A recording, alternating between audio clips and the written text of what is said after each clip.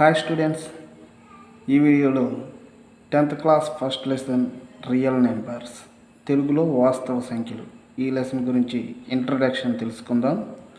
అయితే English medium students ఎక్కువ మంది ఉండడం చేత ఇంగ్లీష్ మీడియంలో నోట్స్ ఇవ్వడం జరుగుతుంది. తెలుగు మీడియం వాళ్ళు నేను ఇంగ్లీష్లో రాసే ప్రతిదాన్ని కూడా తెలుగులో కూడా ఎక్స్ప్లెయిన్ చేస్తాను.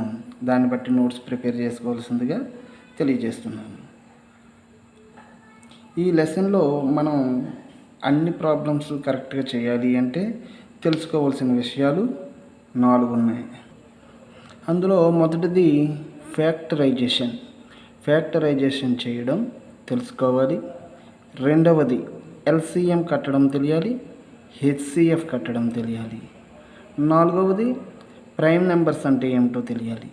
ప్రైమ్ నెంబర్స్ ఎందుకు అంటే మనం ఫ్యాక్టరైజేషన్ అనేది ఈ లెసన్లో ఉన్నటువంటి ప్రాబ్లమ్స్ అన్నిటినీ కూడా ప్రైమ్ నెంబర్స్తోనే ఫ్యాక్టరైజేషన్ చేయాలి. కాబట్టి ఈ 4 పద్ధతులు మనకి చాలా ముఖ్యం. ఇక లెసన్లోకి వెళ్తే the fundamental theorem of arithmetic. Every composite number can be expressed as a product of primes and this factorisation is unique. అంటే ప్రతి కాంపోజిట్ నెంబర్ని కూడా ప్రైమ్ ఫ్యాక్టర్స్ యొక్క ప్రోడక్ట్గా ఎక్స్పోజ్ చేయగలం. అది దీని యొక్క అర్థం.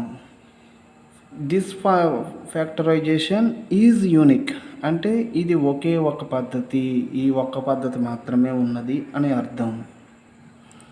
Next LCM, least common multiple. దీని యొక్క స్టేట్మెంట్ చూద్దాం. The smallest positive integer that is a multiple of 2 or more given numbers. అంటే మనకి ఎల్సిఎం ఫైండ్ అవుట్ చేయమని ఇచ్చినటువంటి 2 లేదా అంతకన్నా ఎక్కువ నంబర్స్ యొక్క అతి చిన్న మల్టిపుల్. అంటే ఎగ్జాంపుల్ చూస్తే మీకు దీని యొక్క అర్థమవుతుంది. ఇక్కడ చూడండి, ఎగ్జాంపుల్కి 27, 12 మనకి ఎల్సిఎం ఫైండ్ అవుట్ చేయమని ఇచ్చారు. దీన్ని ఫ్యాక్టరైజేషన్ చేయడం అంటే డివిజన్ చేయడం. గుర్తుంచుకోండి, ఫ్యాక్టరైజేషన్ అంటే డివిజన్. ఇలా ఒక లైన్ కొట్టుకుని ఈ రెండు నెంబర్లోనూ డివిజిబుల్ అయ్యేటువంటి ఒక నెంబర్తో చేయాలి. 3 రెండిట్లతోటి డివిజిబుల్ అవుతుంది కాబట్టి 27లో 9 టైమ్స్, 12లో 4 టైమ్స్. అలాగే 3 మరలా 9లో పోతుంది, 3 టైమ్స్. 4లో పోదు కాబట్టి 4ని అలానే కిందకి దించాలి. నెక్స్ట్ 3 మళ్ళీ 3లో 1 టైం పోతుంది, 4లో పోదు కాబట్టి 4ని అలాగే కిందకి దించాలి. మళ్ళీ 4లో 2 అనేది 2 టైమ్స్ పోతుంది కాబట్టి 2తో ఫ్యాక్టరైజేషన్ చేసాం. మరలా 2 అనేది 2లో 1 టైం పోతుంది. ఇలా క్రింద భాగాన 1లు వచ్చేంత వరకు ఈ ఫ్యాక్టరైజేషన్ ప్రక్రియ అనేది చేయాలి. ఇప్పుడు ఇటు పక్కన వచ్చినటువంటి ఫ్యాక్టర్స్ అన్నిటిని కూడా మల్టిప్లికేషన్ చేస్తే మనకి ఎల్సిఎం అనేది వస్తుంది. 3 × 3 9, 9 × 3 27, 27 × 2 54, 54 × 2 108. 108 అనేది దీని యొక్క ఎల్సిఎం. ఇక్కడ చూడండి, సెకండ్ మోడల్. ఇది మ్యాక్సిమం ఈ మోడల్నే మనం ఫాలో అవ్వాలి. ఎందుకని అంటే హెచ్సిఎఫ్ కూడా ఫైండ్ అవుట్ చేయాలి కాబట్టి మనకి ఎక్సర్సైజెస్ లెక్కల్లో ఈ మోడల్ని సెపరేట్గా మనం ఫ్యాక్టరైజేషన్ చేయవలసి ఉంటుంది. 27ని 3తో ఫ్యాక్టరైజేషన్ చేస్తే 9 టైమ్స్ పోయింది. మళ్ళీ 9ని 3తో ఫ్యాక్టరైజేషన్ చేస్తే 3 టైమ్స్ పోయింది. మళ్ళీ 3ని 3తో ఫ్యాక్టరైజ్ చేస్తే 1 టైం. అలాగే 12ని 2తో చేస్తే 6 టైం.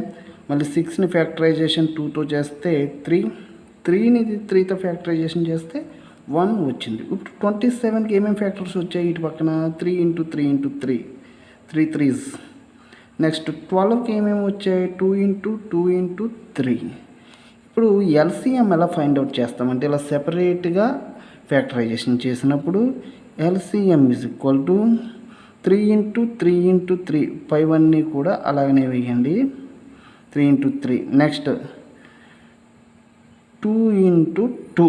ఈ 3 వేయని అవసరం లేదు. ఎందుకని అంటే రెండిటిని సెపరేట్గా ఫ్యాక్టరైజేషన్ చేసినప్పుడు కామన్గా వచ్చినటువంటి నెంబర్ ఇక్కడ 3, ఇక్కడ 3 కామన్గా ఉన్నాయి చూడండి. కామన్గా వచ్చినటువంటి నెంబర్ని ఓన్లీ ఒకసారి మాత్రమే వేస్తాం. ఈ 3ని మనం ఉపయోగించాం ఇక్కడ, కాబట్టి దీన్ని వేయనవసరం లేదు. ఈ రెండిట్లకి ఒక్క 3 మాత్రమే వేస్తే చాలు. సో 3 × 3 9, 9 × 3 27, 27 × 2 54, 54 × 2 108. సో 108 అనేది దీని యొక్క ఎల్సిఎం. అయితే ఈ ఎల్సిఎం ఏంటి, కథ ఏంటి అని అనుకుంటున్నారా? ఎల్సిఎం అంటే లీస్ట్ కామన్ మల్టిపుల్. దీన్ని ఇంకో రకంగా చెప్పాలి అంటే 27, 12 ఈ రెండింటి టేబుల్లోనూ ఉన్నటువంటి అతి చిన్న సంఖ్య. చూడండి, 27 టేబుల్ వేస్తాను ఇక్కడ. 127 is equal to 127. 2 27 sir 54. 3 27 sir 81. 4 27 sir 108. Okay, 108 అవుతుంది కాబట్టి ఇక్కడతో ఆపండి. 12 టేబుల్ వేద్దాం. 1 × 12 is equal to 12. 2 × 12 is equal to 24. ఇక్కడ చూడండి, 9 × 12 ఈజ్ ఈక్వల్ టు 108. అంటే 27 టేబుల్లోను 12 యొక్క టేబుల్లోనూ కామన్గా ఉండేటువంటి నెంబర్ కావాలి, అది అతి చిన్నదై ఉండాలి. అంటే 108 + 108 216లో కూడా ఈ రెండు కామన్గా డివిజిబుల్ అవుతాయి. కానీ మనకు కావాల్సింది చిన్న నెంబర్. లీస్ట్ కామన్ మల్టిపుల్ అంటే చిన్న నెంబర్ లీస్ట్ అంటే. Okay, next HCF, highest common factor. The largest number of that divides two or more numbers evenly without leaving a remainder.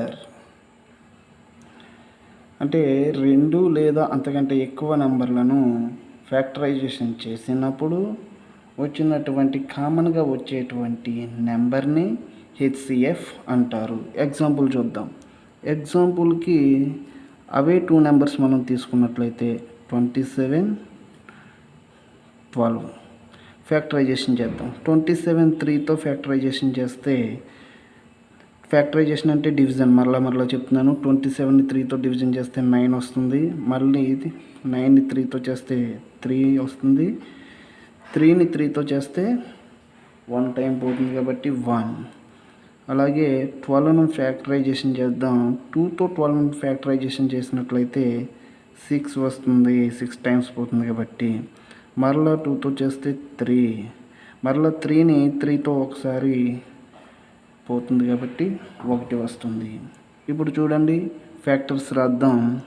27కి ఏమేమి ఫ్యాక్టర్స్ వచ్చాయి? 3 × 3 × 3. అలాగే 12కి ఏమేమి ఫ్యాక్టర్స్ వచ్చాయి? 2 × 2 × 3. ఇప్పుడు ఏంటి, పై ఫ్యాక్టర్స్లోను కింద ఫ్యాక్టర్స్లోను కామన్గా ఉన్నటువంటి ఫ్యాక్టరే ఆ రెండు నెంబర్ల యొక్క హెచ్సిఎఫ్. పైన 3 ఉంది, ఇక్కడ 3 ఉంది. సో 3 కామన్గా ఉంది. ఇక్కడ 2s ఉన్నాయి కాబట్టి పైన లేవు కాబట్టి 3 is the HCF. HCF of 27, 12 is equal to 3. పై ఫ్యాక్టర్స్లోను కింద ఫ్యాక్టర్స్లోను కామన్గా వచ్చేటువంటి ఫ్యాక్టరే హెచ్సిఎఫ్. ఫ్యాక్టరైజేషన్ గురించి తెలుసుకున్నాం, ఎల్సిఎం గురించి తెలుసుకున్నాం, హెచ్సిఎఫ్ గురించి తెలుసుకున్నాం. ఈ లెసన్లో ఇంపార్టెంట్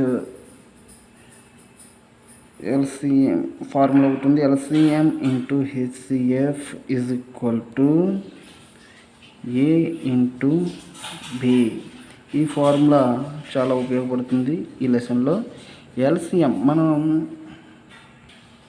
మనం ఏవైతే 2 నెంబర్స్కి ఎల్సిఎం కట్టామో ఆ ఎల్సిఎం ఇంటూ వాటికి ఏదైతే హెచ్సిఎఫ్ వచ్చిందో ఆ హెచ్సిఎఫ్ ఈజ్ ఈక్వల్ టు ఎల్సిఎంని హెచ్సిఎఫ్ని మల్టిప్లికేషన్ చేస్తే ఏ నెంబర్ అయితే వస్తుందో, మనం ఏ నెంబర్లకైతే ఎల్సిఎం హెచ్సిఎఫ్ కట్టామో ఆ రెండు నెంబర్లని మల్టిప్లికేషన్ చేసినా అదే నెంబర్ వస్తుంది.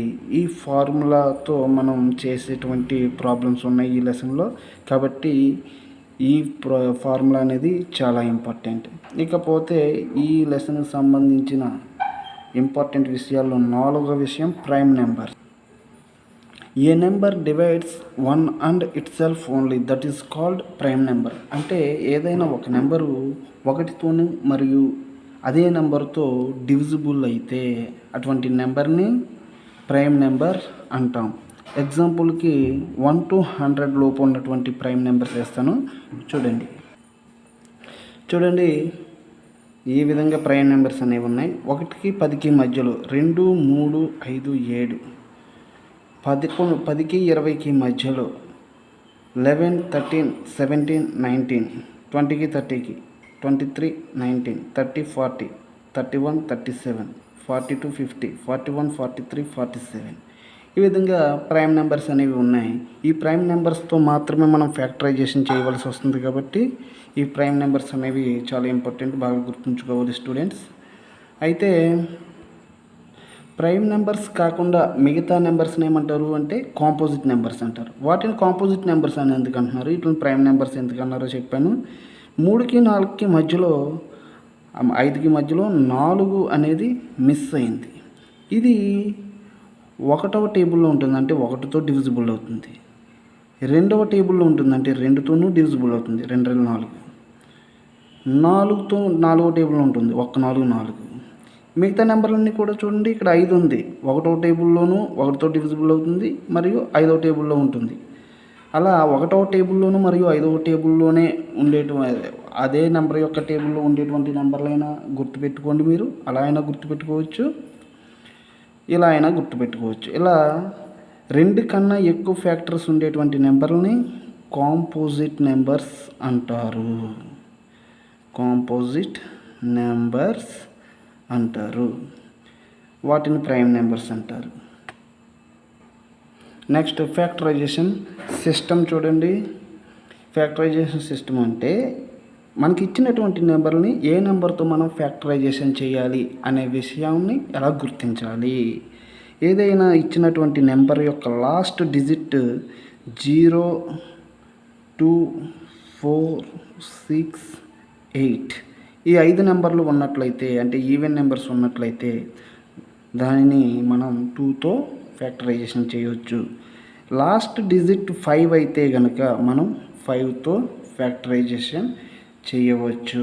అలాగే మిగతా నెంబర్లు 1, 3, 7, 9 ఈ 4 నెంబర్లు ఉన్నట్లయితే లాస్ట్ డిజిట్లో మనం 3, 7, 9, 11, 13, 17 వీటితో వాటిని ట్రై చేసి అప్పుడు ఫ్యాక్టరైజేషన్ అనేది చేయాలి. ఈ సిస్టమ్ని గుర్తుపెట్టుకోండి. లాస్ట్ ఈవెన్ నెంబర్ ఉంటే లాస్ట్ డిజిట్ దాన్ని మనం 2తో ఫ్యాక్టరైజేషన్ అనేది చేయాలి. ఎంత చిన్న నెంబర్తో వీలైతే అంత చిన్న నెంబర్తో మనం డివిజిబిలిటీ అనేది చేసుకుంటే, ఫ్యాక్టరైజేషన్ చేసుకుంటే ప్రాబ్లం అనేది చాలా ఈజీగా సాల్వ్ అవుతుంది. ఓకే స్టూడెంట్స్, నెక్స్ట్ వీడియోలో మనం 10th క్లాస్ మ్యాథమెటిక్స్ ఎక్సర్సైజ్ 1.1కి సంబంధించిన ప్రాబ్లమ్స్ అన్నీ చేద్దాం. Thank you.